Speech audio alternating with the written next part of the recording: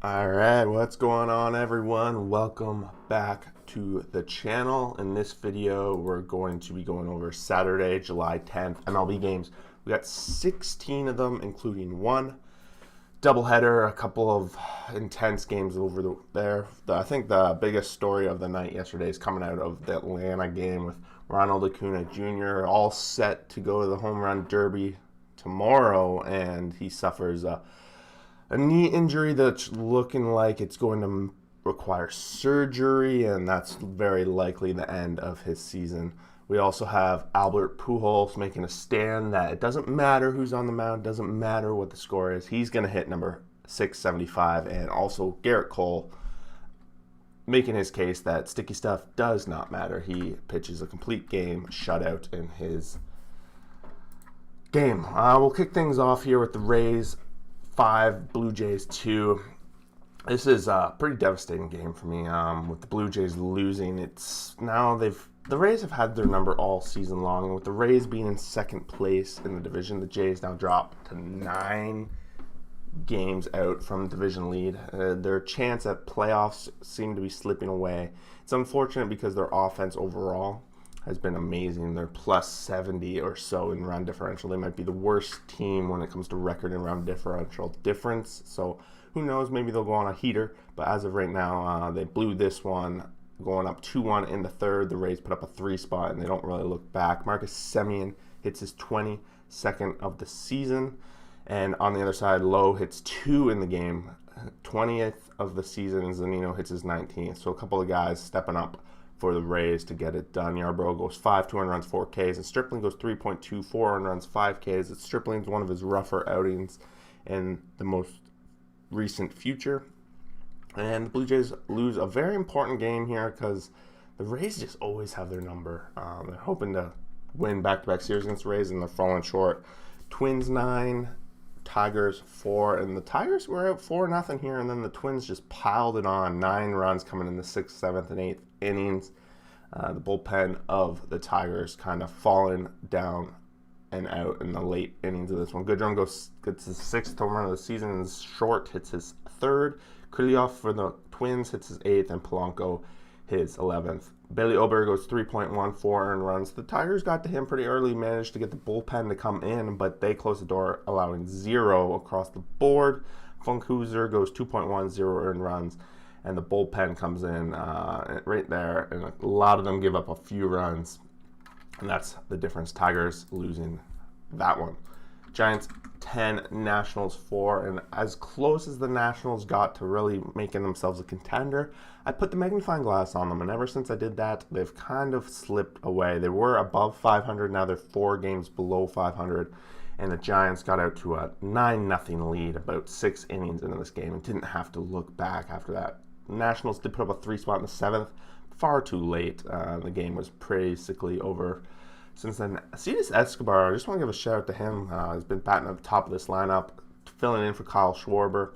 It's a big difference with Schwarber being out. The Nationals haven't been able to put the wins together, but he's been really great at the top. He had a triple in this game, 2 hit, 2 RBIs, batting .314 since being traded for. Pretty great all around.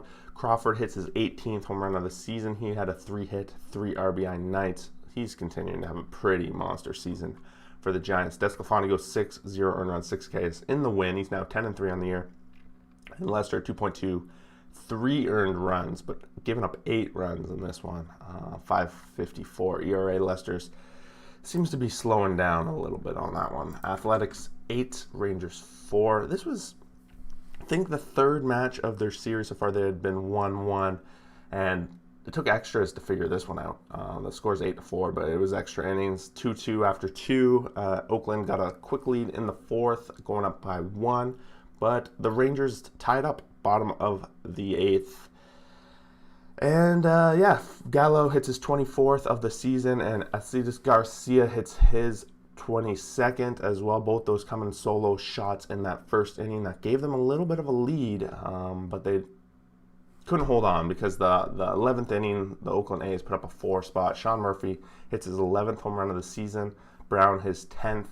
Lowry his 9th. And Piscotty in that 11th inning hits a 2-run bomb, his 5th of the season. And the A's pick a much-needed win that they really needed. Kapralainen goes 5, 2 earned runs, 4 Ks, and Fulte 6.1, 3, 6 Ks. Like I said, A's needed this win very much, so they've been struggling a little bit as of late. White Sox 8, Orioles 3, and not a whole lot to say on this. It's just a typical Orioles game where the offense of the other team does very well. Goodwin had a 4-hit, 3 RBI night. Abreu a nice 2-hit night. Garcia 2-hit night. On the other side, we have no home runs with the O's, but a couple of guys having multi-hit nights with Urias and Labia. Goodwin hitting his 4th home run of the season. Giolito goes 5.1, 2 runs, 9 Ks. He's now 7-6 on the season.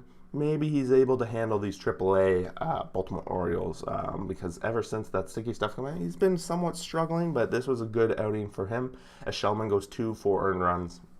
And then they go with that multi-long relief Aiken Plutko strategy, and Aiken gets lit up for 4 more, and the White Sox are rolling over a team that they really should. And moving along, we get the doubleheader, Pirates, Mets. These guys split it. Mets were actually out to an early lead in this one, 1-0, but the Pirates offense really came alive, knocking it off of Marcus Stroman. Couldn't get out of that 5th inning where he had given up 3 runs at that point, and he couldn't get out of the 6th inning. I don't know if they sent him out for it, but a couple of runs coming in there. Stroman goes 5, 3 earned runs, so maybe they went to May by then. Anderson goes 5, 2 earned runs, 2 Ks, and I believe Anderson's going to be one of the biggest trade baits coming up to the trade deadline. Kind of under the radar, but the Pirates set him up to be very good trade bait with the way they set his contract. And Anderson actually hits his 1st home run of the season in that 5th inning, which helps boost his team into the lead. And Reynolds hits his 16th. Villar on the other side hits his 9th, and that's game 1 in the books. The Mets did manage to bounce back and win the 2nd game, which pretty key, but considering the rest of the division and how things have been going and the news at the top of this show, I think the Mets are feeling pretty secure with how things are going. They do win this one, putting up 2 runs in the 1st before taking a 3-1 lead halfway through, and they exchange runs in the 6th, but it doesn't matter. 7-inning game. Pete Alonso, reigning home run champion, 17th of the season. He's just warming up for the home run derby. He's ready to roll. Stallings hits his 7th of the season. Kranick goes 3 earned runs, 5 Ks, and McGill 3.2, 1 earned run, 7 Ks. They're keeping McGill's leash short, even though he went 85 pitches, 3.2. Mets split that one with the Pirates. Phillies 11, Red Sox 2. I think the Phillies offense was like, okay, we need to get a little bit of revenge for the game that they played yesterday.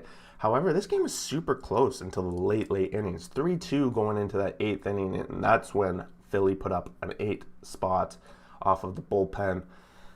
What else? Phillies were up 3-2. Bogaerts hits his 14th of the season on the Philly side. Segura hits his 4th of the season. It's hard to believe that Gene Segura only has 4 home runs. He had a 3-hit, 3 RBI night. And then on the other side, Phillies bomb 6th of the season as well, coming early. That 8-run inning, all generated, no home runs coming from that. We can see many guys in the lineup having multi-hit nights, and Torres at the bottom, even a 3-hit night for the Phillies.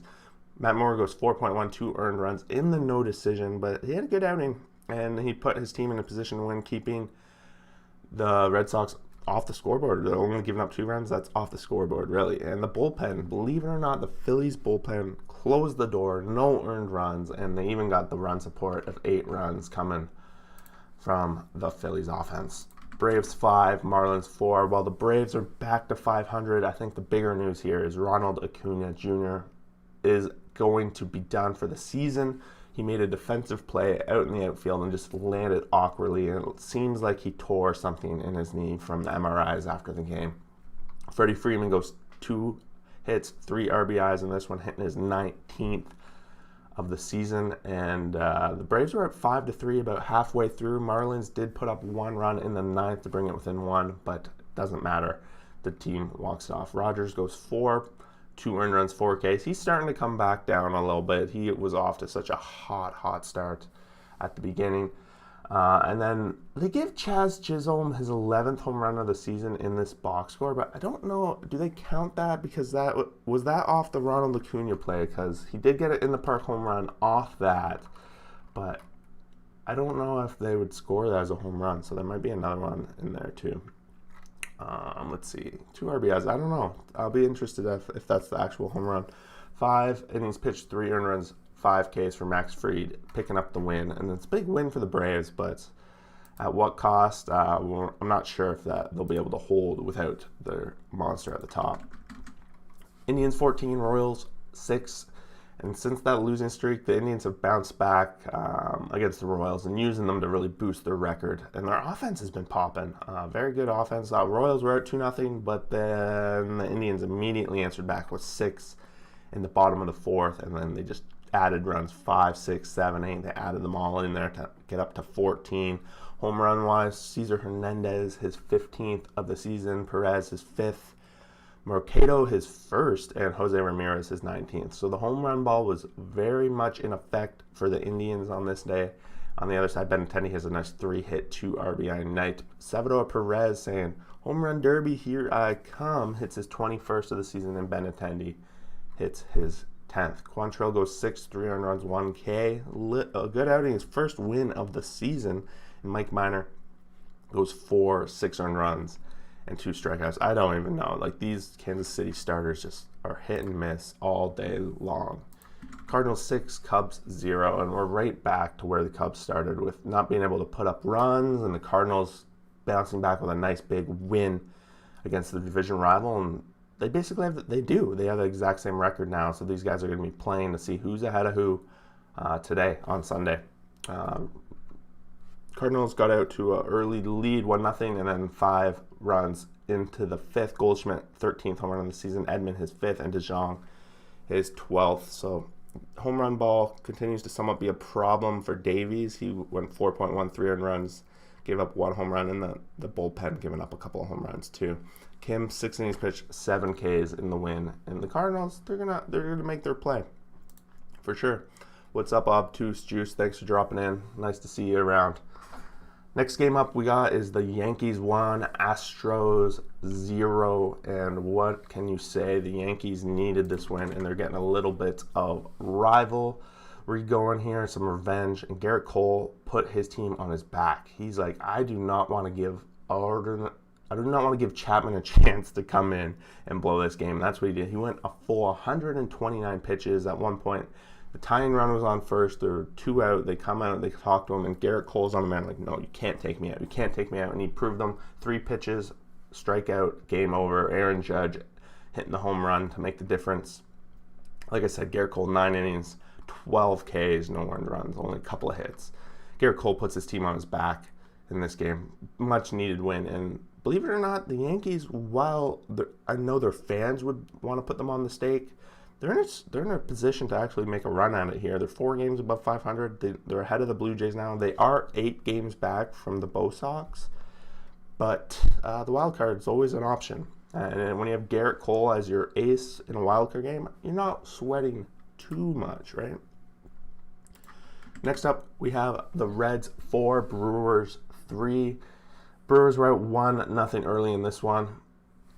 No, I didn't see Judge's jersey tug. You'll have to let me know what that's about, or I'll have to look it up.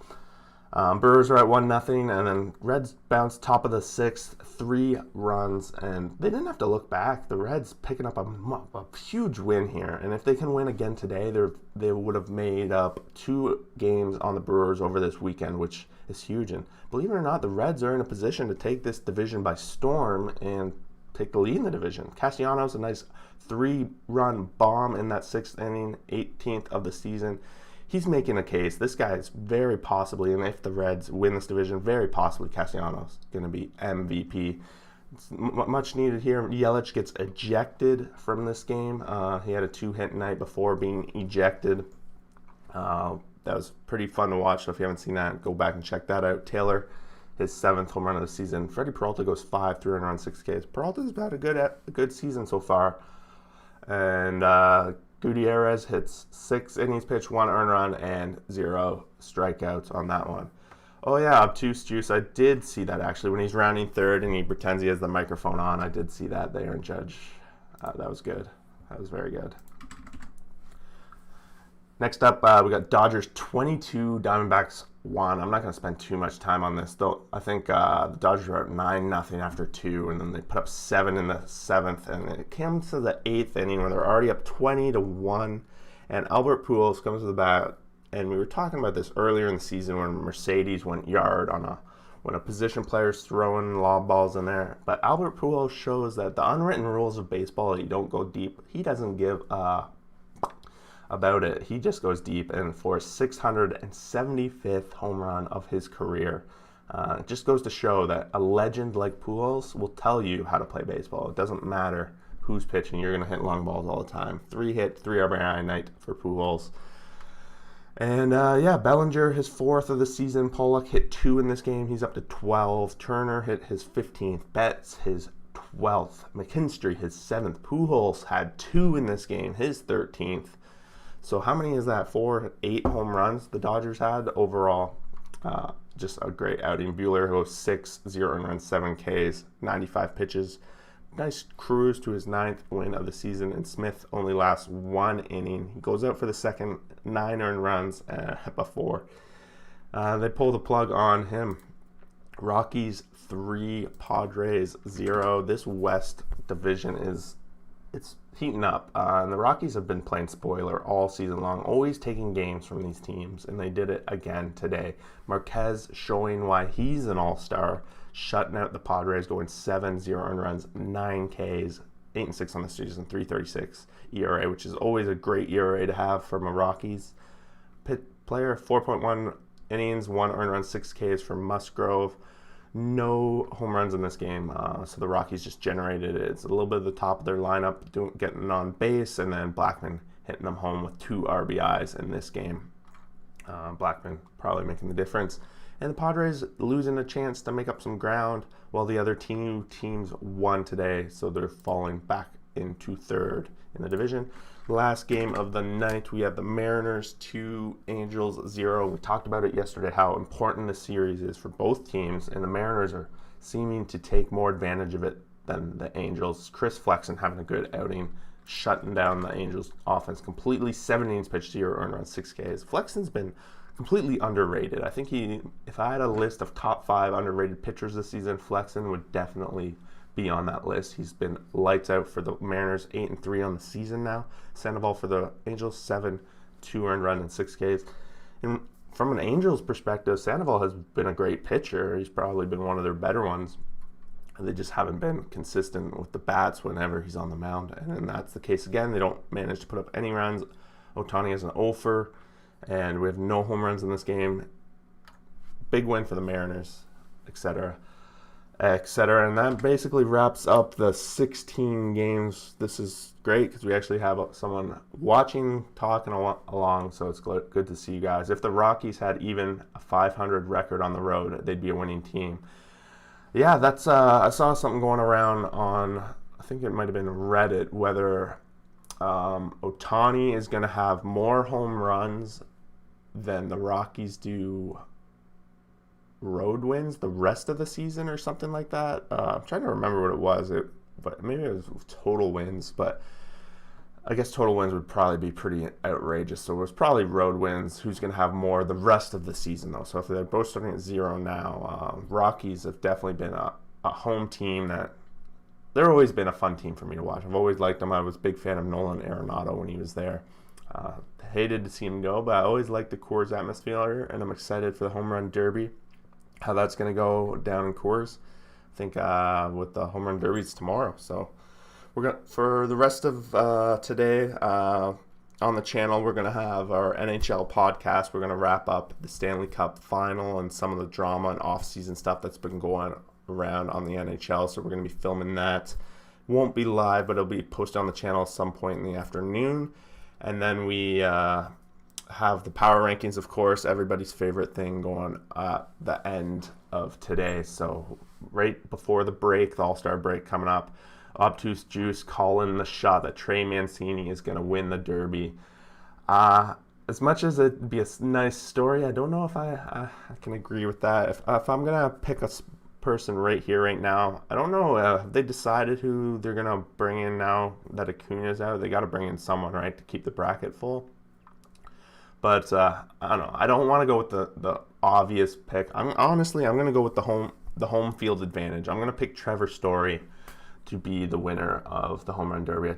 I love story time. He's going to have a good shot at it, and the home field advantage, he knows how it works, and he practices there all the time. But at the same time, they are on the road, so coming back, he'll have to adjust to it and all that. But if I'm going to have to pick a home run derby winner, I'm going to pick Trevor Story right here, right now. You heard it. It's one of those bonus features you get for watching live and talking with me. But otherwise, guys, that wraps up, 16 games. I appreciate everyone that stops by. If you could go down there, smash that like button, join the community, subscribe if you haven't yet, and join the comment section. Always like to hear what other people have to say about their teams, other teams around the league. It's always fun to talk all teams baseball. So thanks for watching. We'll see you guys for the next video. Peace out.